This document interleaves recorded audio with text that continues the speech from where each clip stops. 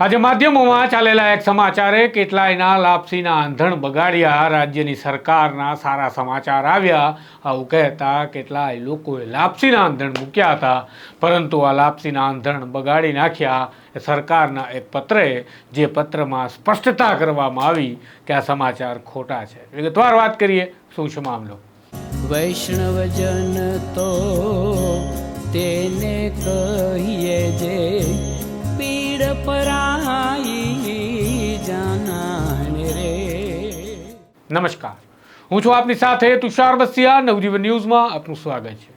ગઈકાલે કેબિનેટમાં કેટલાક મહત્વના નિર્ણયો થયા, તેમાંનો એક નિર્ણય હતો GMERSનો, અને તેમાં જે સરકારે ફી વધારો મેડિકલ સ્ટુડન્ટ્સ માટે કર્યો હતો GMERSની કોલેજમાં, તેમાં ઘટાડો કરવામાં આવ્યો। આ સમાચાર હતા એ સાચા હતા, અને તેના કારણે લોકોને લાગ્યું કે કેબિનેટમાં હવે નિર્ણયો લેવાવા લાગ્યા છે, તો વિપક્ષનું કંઈક ચાલવા લાગ્યું છે। કારણ કે જ્યારે વિરોધ થાય છે ત્યારે સરકાર હવે થોડી કૂણું વલણ દાખવી કામગીરી કરવા લાગી છે।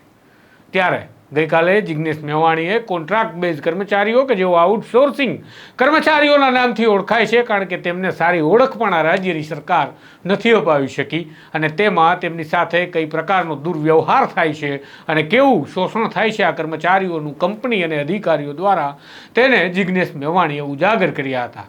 ત્યારે આજે એક માધ્યમે સમાચાર ચલાવ્યા કે રાજ્યમાં વર્ગ 3 અને 4ના કર્મચારીઓની કોન્ટ્રાક્ટ બેઝના બદલે કાયમી ભરતી કરવા માટેનો નિર્ણય લેવાયો છે, અને તેના કારણે લોકોને લાગવા લાગ્યું કે શું વિપક્ષના આ મજબૂત નિવેદનના કારણે થયું હશે, શું જિગ્નેશ મેવાણીની પત્રકાર પરિષદના કારણે સરકારને એવો ભય લાગ્યો છે કે ક્યાંક રાજ્યમાં લાખો જે આઉટસોર્સિંગ કર્મચારીઓ છે તે રસ્તા પર ઉતરી જશે અને સરકારને મુશ્કેલીમાં મૂકશે, માટે આવો નિર્ણય લીધો છે। કારણ કે સમાચાર એવું ચલાવી રહ્યું હતું કે રાજ્ય સરકારે નિર્ણય લીધો છે કે હવે વર્ગ 3-4ના કર્મચારીઓને કાયમી ભરતી કરવામાં આવશે અને કોન્ટ્રાક્ટ પ્રથા નાબૂદ થશે।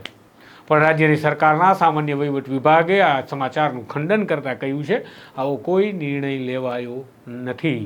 એટલે જો તમે પણ લાપસીના આંધણ મૂક્યા છે તો ઉતારી નાખજો, કારણ કે આ ખુશીના સમાચાર તમને લાગતા હતા એ ખુશીના સમાચાર ખોટા હતા। નમસ્કાર। વૈષ્ણવજન તો તેને